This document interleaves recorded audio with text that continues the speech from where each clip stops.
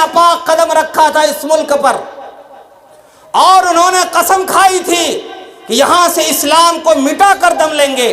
कुर्बान जाइए अकाबरीन उलमा पर, हजरत नानोतवी पर, हजरत रशीद अहमद गंगोही पर और उनकी पूरी जमात पर।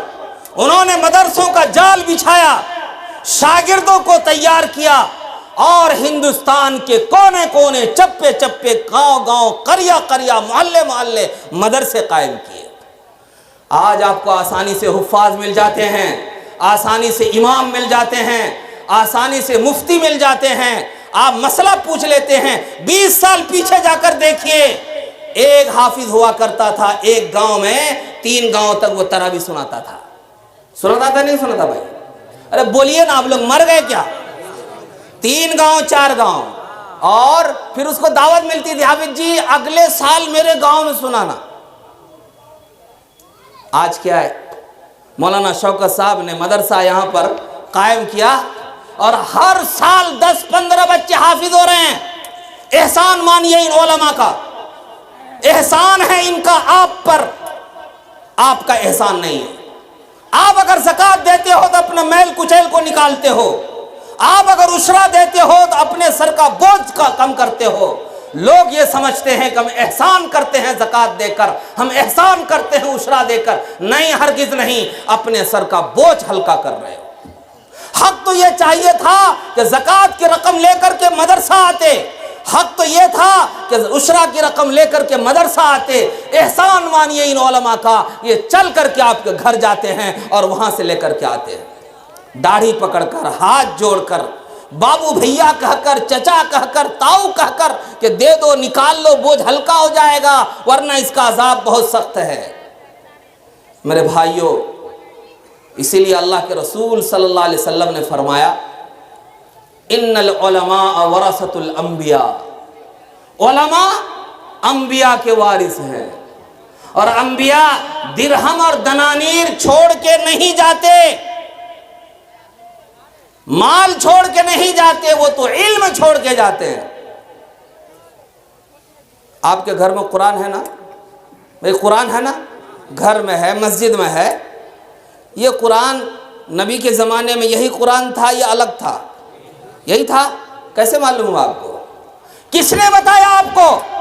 यही कुरान है, उलमा ने बताया आपको। आज हम नमाज पढ़ते हैं, तहारत के मसाइल, वज़ू के मसाइल, वज़ू के फ़राइज़ और हैज़ो निफास के मसाइल, तयम्मुम के मसाइल, गुस्ल के मसाइल, नमाज, ज़कात, रोज़ा, हज, तमाम निकाह, तलाक, सब के मसाइल जो आपके सामने आते हैं, कौन बताने वाले? उलमा। कितनी किताबें लिखी उलमा आपको पता है? बड़ी बड़ी किताबें लिखी, अहादीस को उन्होंने जमा किया, कुरान करीम की तफासिर लिखी। अगर तमाम किताबों को जमा कर दिया जाए तो ये मैदान जगह कम पड़ जाएगी। आप और हम कहते हो उलमा क्या करते हैं? आप सोते हैं उलमा जग करके अल्लाह के सामने रोते हैं आपके लिए, दुआएं करते हैं आपके लिए।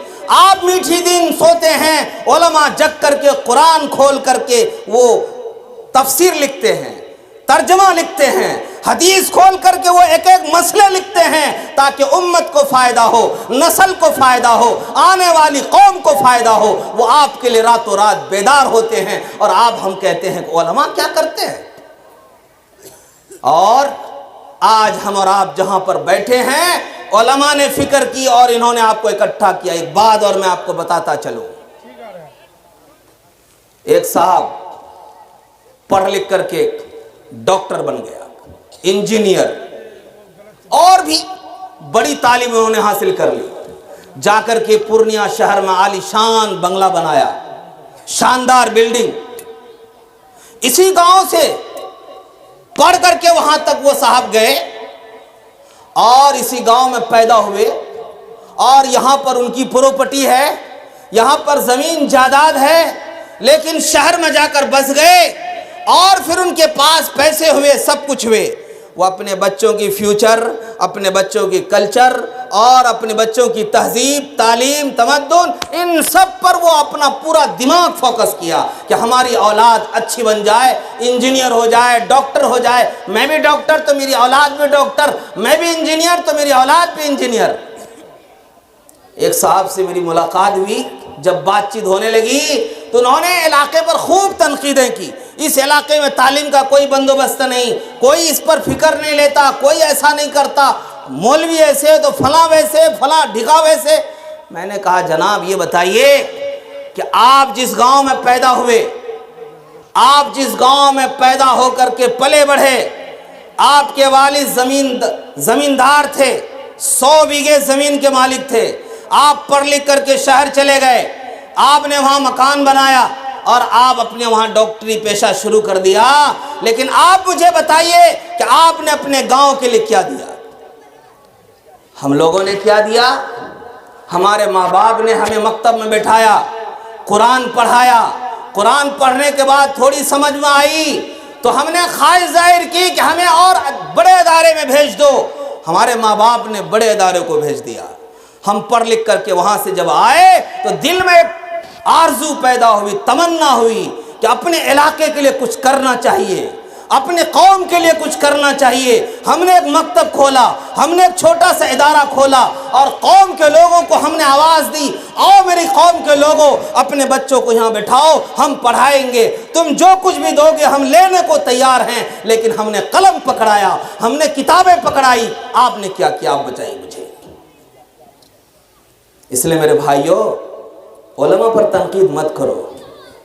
علماء اگر آپ کے درمیان ہیں تو آپ خوشی سے زندگی گزارو ان کے سائے میں، اور جس دن یہ جماعت ختم ہو جائے گی اس دن اس دنیا کا نقشہ بھی بدل جائے گا۔ نبی کریم صلی اللہ علیہ وسلم نے فرمایا آخر زمانے میں علم اٹھا لیا جائے گا۔ کیا مطلب؟ علماء دھیرے دھیرے تیزی کے ساتھ فوت ہوتے جائیں گے، مرتے جائیں گے۔ آپ دیکھتے ہوں گے اگر آپ کے علاقے میں کوئی بڑا عالم ہے جو ہر مسئلے کی گتھی کو سلجھا سکتا ہے، ہر مسئلے کو بتا سکتا ہے، اگر وہ مر جاتا ہے اس کی جگہ جلدی پوری نہیں ہوتی۔ کثرت سے علماء کا اٹھ جانا، مر جانا، چلے جانا اس بات کی دلیل ہے کہ آپ کے درمیان سے علم جا رہا ہے۔ اگر آپ چاہتے ہیں یہ علم رہے، علماء بنتے رہیں، تو آپ کو اپنے دل کے دروازے کو کھولنا ہوگا، اپنے آپ اپنے ذہن کو صاف کرنا ہوگا۔ علماء کے تئیں ہمارا ذہن کیا ہے؟ ہم کسی چوک پر بیٹھ گئے، کسی چوراہے پر بیٹھ گئے، کسی دروازے پر بیٹھ گئے، 2-4 آدمی بیٹھ گئے تو کسی نے کسی امام کے خلاف، کسی نے کسی مولوی کے خلاف، کسی نے کسی عالم کے خلاف ہماری زبان قینچی کی طرح چلتی ہے۔ نبی کریم صلی اللہ علیہ وسلم نے فرمایا اخدو عالما او متعلما او مستمعا او محبا، اے لوگو سنو، یا تو تم عالم بن جاؤ، اگر عالم نہیں بن سکتے تو متعلم بن جاؤ، علم حاصل کرنے والا بن جاؤ، اگر یہ بھی تم نہیں کر سکتے تو علماء کی بات سننے والا بن جاؤ، اگر یہ بھی تمہیں فرصت نہیں ہے تو علماء سے محبت کرنے والا بن جاؤ۔ اگر ان چاروں میں سے کسی میں تم داخل نہیں ہوئے تو 5واں مت کرنا، یعنی کسی عالم سے بغض مت رکھنا، ورنہ تم ہلاک ہو جاؤ گے، برباد ہو جاؤ گے۔ میں آپ کو بتاؤں اس علاقے میں یا جہاں بھی چلے جائیے، علماء حفاظ کن گھرانے کے ہیں؟ نچلے گھرانے کے یا اوسط گھرانے کے؟ ہے نا بھائی؟ غریب ہیں یا تھوڑا اس سے اوپر ہے کہ نہیں؟ جو آج وہ کرسی کے مالک ہیں، کرسی پر بیٹھ کر خطاب کرتے ہیں اور ان کے باپ کو آپ نیچ نگاہ سے دیکھتے ہو، لیکن انہوں نے اپنے بچے کو تعلیم دلا کر عالم بنایا، کرسی پر بیٹھا ہوا آپ نیچے بیٹھ کے سن رہے ہو۔ ارے ایسا بنو، اگر تمہارے پاس 100 بیگھے زمین ہے تو تم اپنی اولاد کو ایسا بنا دو کہ وہ بھی کرسی کا مالک بن جائے، لیکن نہیں بنا سکتے، اس لیے کہ دل میں اگر علماء کا بغض ہے تو 7 نسلوں تک گھر میں کبھی عالم پیدا نہیں ہوگا، 7 نسلوں تک۔ یہ ڈنکے کی چوٹ سے میں کہہ رہا ہوں، کھل کے کہہ رہا ہوں اور علی اعلان کہہ رہا ہوں۔